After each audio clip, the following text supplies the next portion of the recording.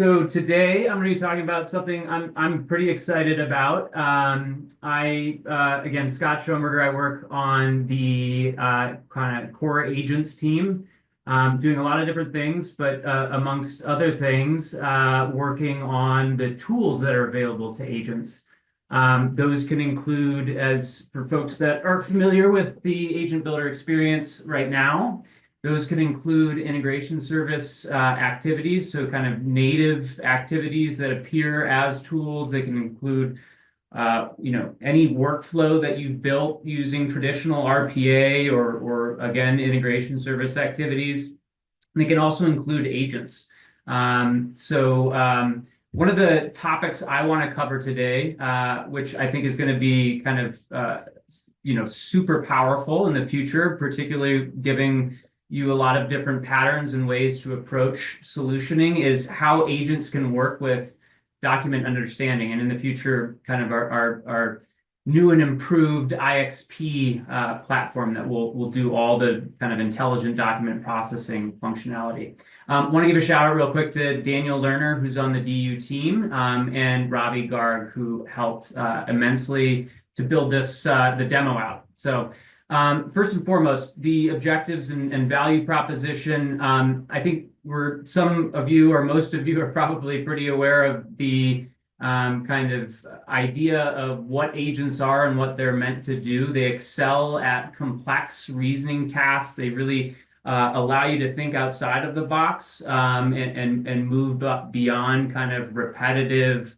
automation use cases that rely on like really easy to program logic versus taking advantage of kind of all of the beauty that are large language models and inferences within your automation processes. So those are super powerful. Agents also allow you, it's kind of the agent builder experience gives you all of the tools that you need to kind of either coordinate multiple LLM calls or coordinate multiple agents. This in combined with things like agentic orchestration, I think really are going to be, as Daniel has said, the act two of our company. With that being said, document understanding and IXP still offer best-in-class extraction and classification capabilities for semi-structured and unstructured documents. It's something that we're going to continue to invest in, and there's a great opportunity for you to use agents in various ways in conjunction with document understanding. So I'm going to show you kind of a demo of that and talk about some of the different kind of development patterns that you might see emerge in the near future. So this is going to really supercharge your IDP processes by not just kind of extracting high fidelity values from super complex documents, but also kind of driving decisioning within your automations based on those extracted values. So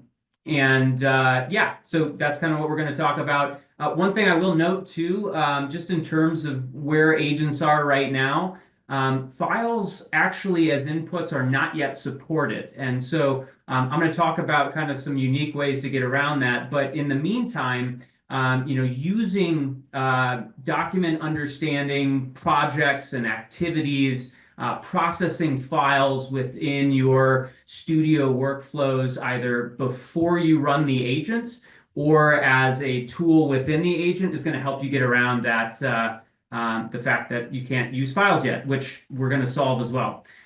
So here are some of the patterns that I want to talk about really quickly. So as I mentioned before, you can have a Studio automation that has DU activities. You've built a DU project. You have totally custom specialized models that you've done labeling and training on.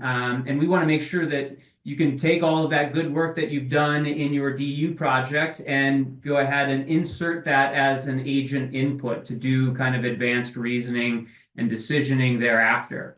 So that's what I'm going to demo today. There's also the opportunity for you to, because one of the tool categories is workflows. You can have a workflow that processes documents and add that as a tool within your agent, right? So that's kind of an interesting way for an agent to determine, hey, I need to use this workflow to process this particular document at runtime. That's totally doable. In the future, we're also going to have, just as we have kind of the integration service activities as native tools, you're also going to see certain IXP functionality appear as a native tool. So, for instance, if you have some specialized model that you've been working on for a particular document type, you can take that kind of structured representation of that document and all of the extracted values that are meaningful for your use case, and you can call that as a tool and get the output just gets sent back to the agent for kind of its context for advanced reasoning, right? The final pattern here is we're also going to be looking at multimodal inputs for agents. So this means specifically, you can just add a file directly to your agent. And we're going to take these one by one, but the idea would be that it doesn't matter what the file type is. We'll offer pre-processing on text files, proprietary files like PDF, right? Images, audio, video. And so this is really going to kind of expand the scope of what agents can really do. And I think it's going to make the experience of developing, these processes that are working with files at runtime way easier, right? So some use cases. I mean, there could be hundreds, right? But one of the ones that I'm going to talk to you about today is invoice and contract validation. Again, the idea here is I was coming up with a couple of these where, hey, I want to take extracted values from my DU project, and I want to do some kind of reasoning. So another good option for that would be, hey, I have all these financial reports. I've extracted specific information from the reports. I want to do analysis on those and, maybe kind of drive decisioning on what I invest in the near future. Same thing with contract comparison. I want to take 2 or 3 or 4 different contracts and send all of the values that I deem, kind of important to the agent as inputs or use it as a tool. And I want the agent to kind of come up with its own unique analysis according to my, my prompts and spit out that analysis. So there's a lot of opportunities here. So the use case that I want to talk about today, again, invoice validation against a contract. This should be somewhat, easy to kind of follow. But we have a service customer that's just received an invoice from a service provider. They want to double check that invoice is in agreement with their service level contract that they signed. They're going to be checking things like company name, address, what were the services that were provided, the payment period, the invoice time frame. And then the agent's going to go ahead and take all of that information and make a determination as to whether or not the invoice is valid, right? And so if the invoice is not valid, maybe the agent is going to go ahead and conduct or execute a tool that starts a kind of an invoice dispute process. So this could again get very complex very quickly if you wanted it to. But again, I'm going to kind of show the dumbed down version. Let's see here. So let's take a look here at the contract. So this is a services agreement, and I just kind of willy-nilly highlighted a couple of things that we're interested in extracting. We're going to actually use a predefined DU model, the invoices model. So, it's kind of available off the shelf. It pulls kind of common entities directly from invoices, not really, important what the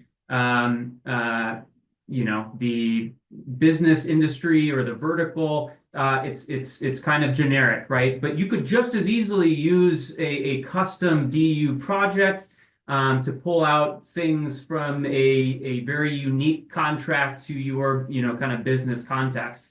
So other things that we're going to pull, right? The services information, what's in the subscription service.